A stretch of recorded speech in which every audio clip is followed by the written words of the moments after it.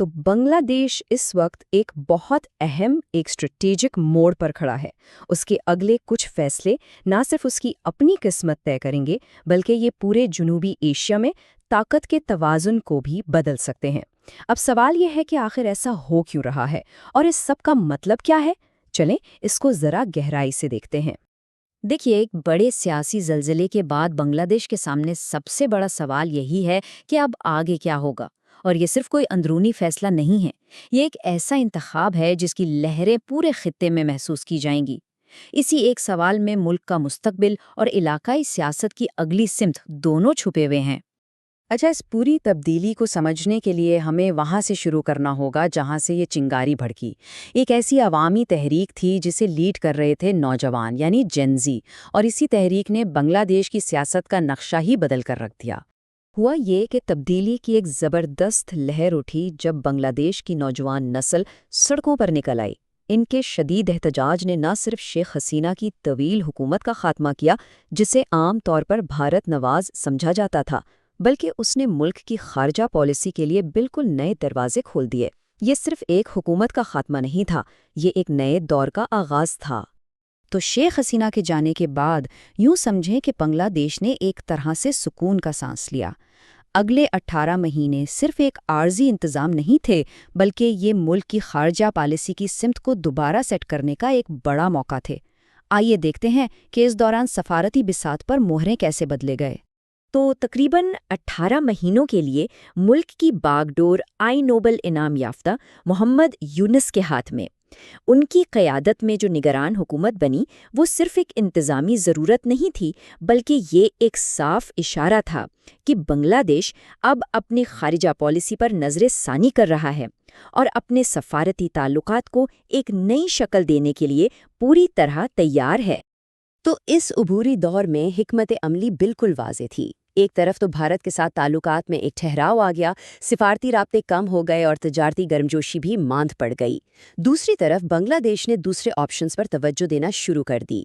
पाकिस्तान के साथ ताल्लुकात में बहुत एहतियात से बेहतरी लाई गई और चीन के साथ इक्तिसादी शराकत दारी को तेज़ी से आगे बढ़ाया गया। पैगाम बिल्कुल साफ था, बांग्लादेश अब सिर्फ किसी एक ताकत पर इन्हिसार नहीं करेगा। तो अब नई हुकूमत के सामने वो लम्हा आ गया है जहां तारीख लिखी जाएगी। उसके सामने 3 मुमकिना रास्ते हैं और उसे उनमें से एक का इंतखाब करना है। यही फैसला तय करेगा कि बांग्लादेश का मुस्तकबिल कैसा होगा और उसके दोस्त कौन होंगे।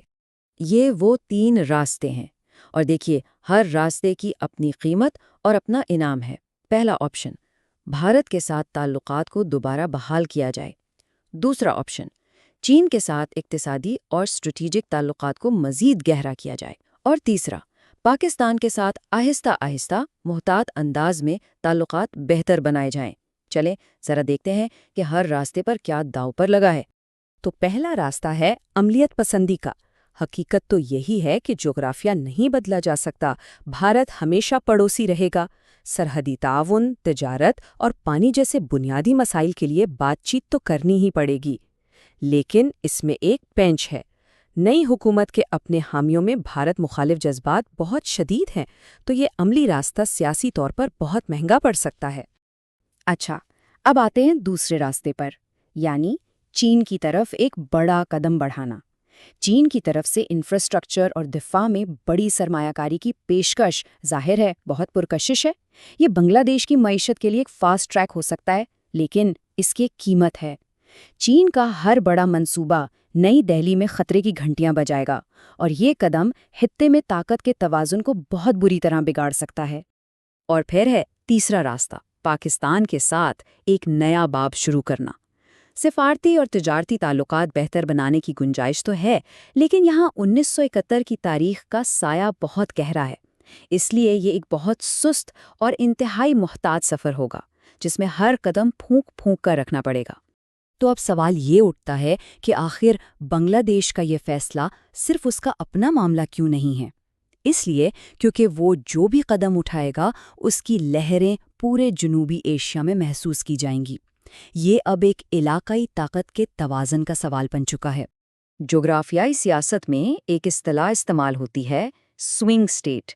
इसका मतलब है एक ऐसा मुल्क जिसका फैसला طاقت کے توازن کو اس طرف یا اس طرف جھکا سکتا ہے، بالکل ترازو کے پلڑوں کی طرح۔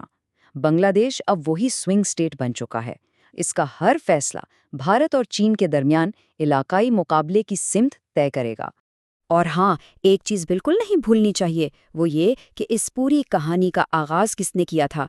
جن زی تحریک نے یہ ثابت کر دیا ہے کہ بنگلہ دیش کے نوجوان اب خاموش تماشائی نہیں ہیں، وہ شفافیت اور جوابدہی مانگتے ہیں۔ اس لیے نئی حکومت کا ہر فیصلہ ملک کے اندر بھی پرکھا جائے گا۔ اگر وہ اپنے نوجوانوں کی امیدوں پر پورا نہ اتر سکی تو سڑکیں دوبارہ بھر سکتی ہیں۔ تو ان سب باتوں کو سامنے رکھیں تو مستقبل کی تصویر کیسی نظر آتی ہے؟ چلیں 3 ممکنہ منظرناموں پر نظر ڈالتے ہیں، یعنی وہ 3 الگ الگ راستے جن پر بنگلہ دیش آگے چل سکتا ہے۔ تو یہ ہے 3 ممکنہ مستقبل۔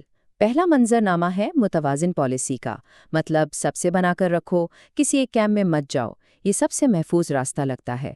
دوسرا آپشن زیادہ خطرناک ہے، چین کی طرف جھکاؤ۔ اس سے معیشت کو فوری فائدہ تو ہو سکتا ہے، لیکن یہ بھارت کے ساتھ سیدھے سیدھے تصادم کو دعوت دینے جیسا ہوگا۔ اور تیسرا اور شاید سب سے تشویشناک منظرنامہ ہے اندرونی عدم استحکام کا۔ اگر حکومت اپنے ہی نوجوانوں کو مطمئن نہ کر سکی تو پھر خارجہ پالیسی کی تو بات ہی دور، ملک کے اندر ہی ایک نیا بحران شروع ہو جائے گا۔ بالکل، جیسا کہ ایک تجزیہ کار نے کیا خوب کہا ہے کہ BNP کی جیت صرف حکومت کی تبدیلی نہیں بلکہ ملک کی خارجہ پالیسی کو مکمل طور پر اثر نو متعین کرنے کا ایک موقع ہے، اور یہ ایک جملہ اس تاریخی لمحے کی پوری اہمیت کو بیان کر دیتا ہے۔